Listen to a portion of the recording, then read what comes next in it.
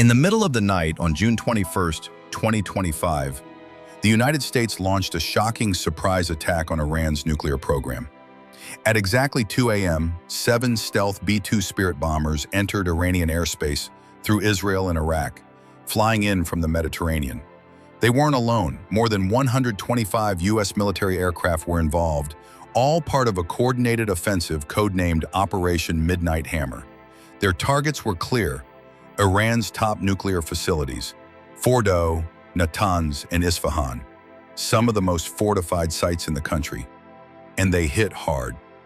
Precision bombs rained down, shaking the earth and wiping out key parts of Iran's nuclear infrastructure in just minutes. It was one of the boldest direct strikes by the U.S. in decades, and the world froze, waiting for Iran's response.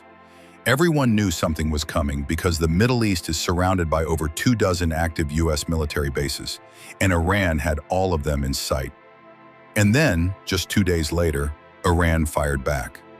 Missiles were launched at Al-Udeid Air Base in Qatar and Ain al-Assad Air Base in Iraq, both critical hubs for U.S. operations in the region.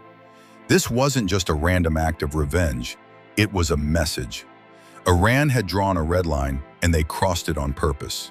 But here's the twist: this wasn't the first time Iran confronted the U.S. head-on.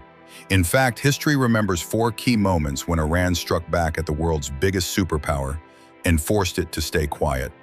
Moments where warships were crippled, drones were shot down, and U.S. bases were hammered with missiles. This was just the latest chapter. Because if you think Iran's response in 2025 was bold, wait till you hear what they did back in 2020 when America killed their most powerful general.